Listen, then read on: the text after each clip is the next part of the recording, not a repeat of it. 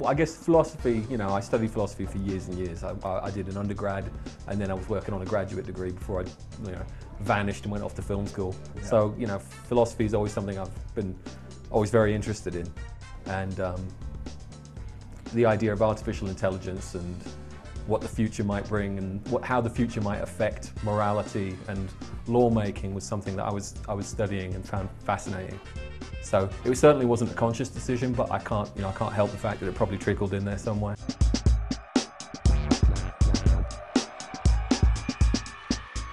Yeah, I'm terrible for that. I use emoticons all the bloody time. It's ridiculous. It's just, I think a lot of the time, I'm typing away, I can't help worrying that maybe someone's going to think I'm being sarcastic or that I'm, being aggressive, and I'm really not. And I always use emoticons as a shorthand to just say, yeah, just kidding. I'm just, just being friendly here. But so maybe that's me being overprotective. But I love emoticons. I think it's just a really, useful shorthand of expressing, expressing something.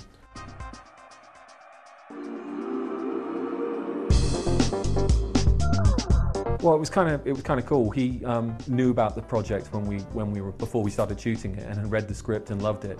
But obviously, it was incredibly ambitious what we wanted to achieve on an indie budget. Yeah. So he was, he wanted to wait and see how it turned out, and said, you know what, I love the idea. Why don't we sort of see where you get to when you finish shooting it, and let me come back to you on that. So we were always a bit apprehensive if we were going to get him or not going to get him. But we finished shooting the film. We cut an offline cut. Sam's performance was fantastic, and even though we had temporary effects and temporary music, Kevin saw the cut and was so blown away by Sam, he said, yeah, I'll definitely do it.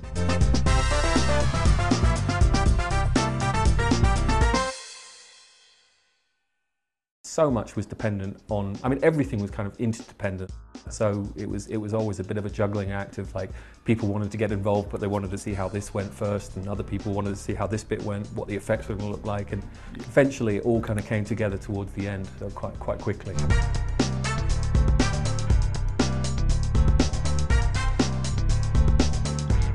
No, absolutely. He was a little uncomfortable with that, to be honest.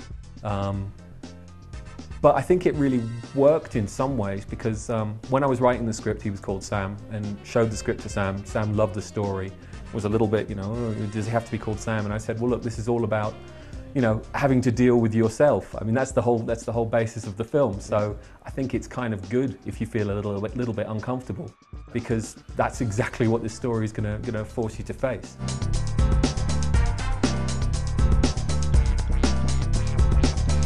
We built our set at Shepperton Studios, and we made a decision early on that we wanted to create a 360-degree environment and actually build the interior of the lunar base.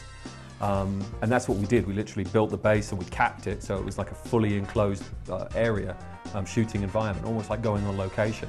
And the crew and Sam and me would go in the mornings, and then they'd seal it up, and we'd be in there for the rest of the day. And obviously, even though you have a crew in there, Sam's on his own, which obviously gives him a sense of isolation, especially working as an actor, he's Meisner trained, so he's very used to having someone to bounce off of. Yeah. And for this, it was very tricky and difficult for him, but he's an amazing actor. So. Yeah.